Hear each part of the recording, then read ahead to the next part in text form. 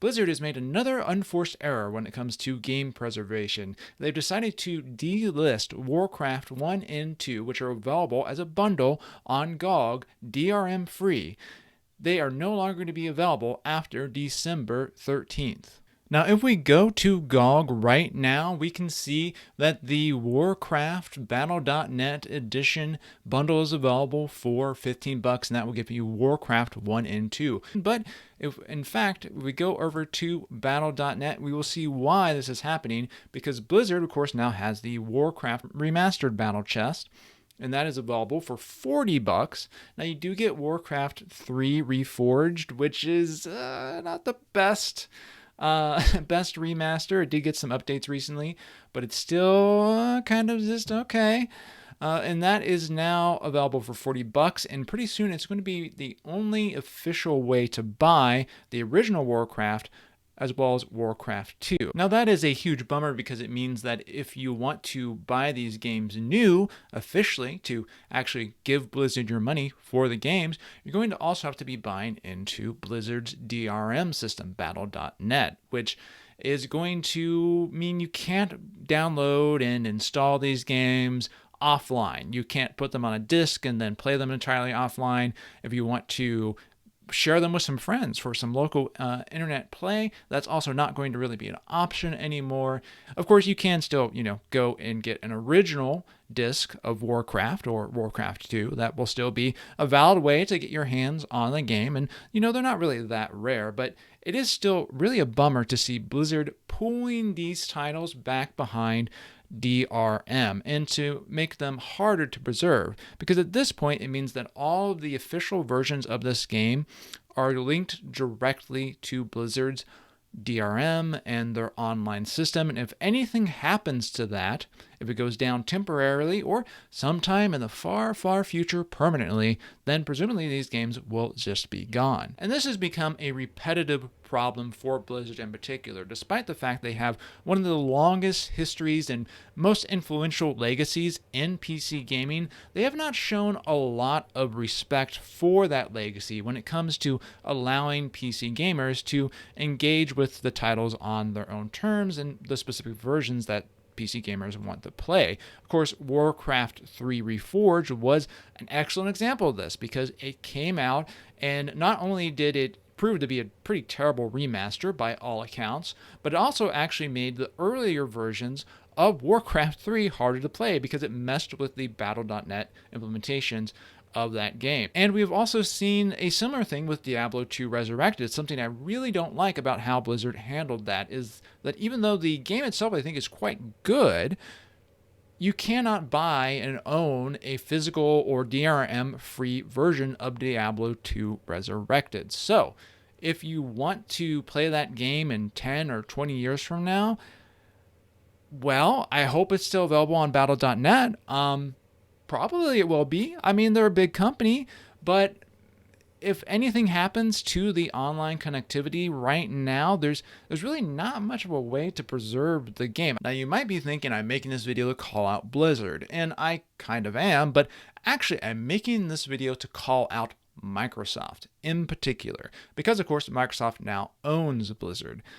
And also because Microsoft is linked to PC gaming's legacy, history, and preservation in ways far beyond Blizzard. They also own the rights to titles like, Age of Empires, kind of a big deal in PC gaming to this day. Age of Empires 2 Definitive Edition in particular is a hugely popular game and a lot of fun to play. And it's great to see, again, what has happened with the remasters of the Age of Empires titles. And we have the new Age of Empires 4, we just had Age of Mythology, but where this all falls down is again with the DRM and the lack of a physical edition that PC gamers can purchase and that can be out there and that can be sort of preserved, encased for future generations to enjoy, or for, us to enjoy when we're in a retirement home. And I just find this very strange because, of course, Microsoft is a huge company that in many ways has a good track record when it comes to preservation. In particular on the Xbox, the way that they've handled their backwards compatibility program is pretty good. If you have those older discs on the Xbox and Xbox 360, some games, some supported games, you pop those into the Xbox Series X and it will download a modernized version that you can play on the new hardware. That's kind of the best of all worlds, right? You've got that original disc that you can use with the original hardware, but you also get the new version too. You don't even have to pay extra for it. If you have the disc, you pop it in, you get the new version too. So you've got the preservation from both angles. But when we come to the PC world, like Age of Empires or now Warcraft, which is officially a Microsoft title, we don't have the option to buy a DRM-free version of, say, Age of Empires or Age of Mythology or any of the other popular PC titles that Microsoft has now under its watch. And this is something I really would encourage Microsoft to reconsider. This is about preserving the legacy of these titles and also, by extension, the legacy of Microsoft and Blizzard and these companies themselves. If these titles are ever in a situation where they become unplayable, then they're just going to kind of cease to exist, right? And so maybe someone will read one day, 100 years or 200 years from now, about, wow, Blizzard, weren't they great? But too bad all their games ended up being linked to battle.net. I hear you can play maybe an original version of Warcraft somewhere in a museum, but that's about it.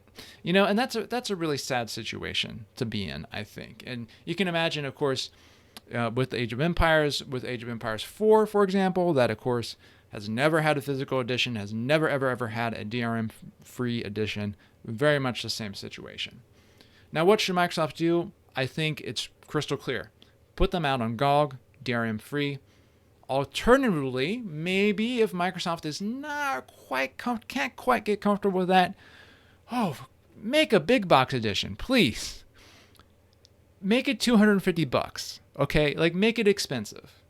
Some people will complain about that, but, I think enough people will realize that is just the cost of making a super special big box collector's edition that if you had it somewhere between $100 and $250, depending on the box, how that looked, what you got with it, that would be totally fine. Actually, Baldur's Gate 3 did something like this. I'm not really familiar with the DRM-free status of what's on the disc, but you can get Baldur's Gate 3 on GOG. And there were a variety of physical editions, including a PC edition available. And I thought that was really cool, and maybe that's something that, Baldur's Gate 3 got a lot of praise, but maybe they didn't get enough praise for just how widely they have made that game available to players. Anyway, that's just my thoughts on the matter. I really wanted to highlight this and say, this is not just Blizzard's problem, but this is Microsoft's problem. And this is something that PC gamers in general should be concerned about because these are important games. The Warcraft games, of course, are important games to the legacy of PC gaming. I would say that they are important games to the legacy of computing in general because, these were some of the first titles of software of any type that were extremely popular online, easily playable, and also they were very heavily mouse-driven. They sort of showed a new era, a new paradigm of a graphical user interface that was mouse-driven and fast, and showed what could happen if you were able to execute the mouse-driven interface along with colorful, attractive graphics at extremely high speeds. That's why these games were popular. People were amazed that that was even possible on a computer. So anyway, that's all I have to say about this topic. Basically, Microsoft, I hope that, maybe we can get a little bit other people talking about this, put a little bit of pressure on Microsoft to stop with this strategy of coming out with these beautiful remasters and of earlier PC games, but then putting them behind DRM and ensuring that they don't have a clear path to preservation in the future. We need these games to be preserved. They're very vulnerable to being erased in the future, and I do not want that to happen. Thanks for watching, and I'll see you next time.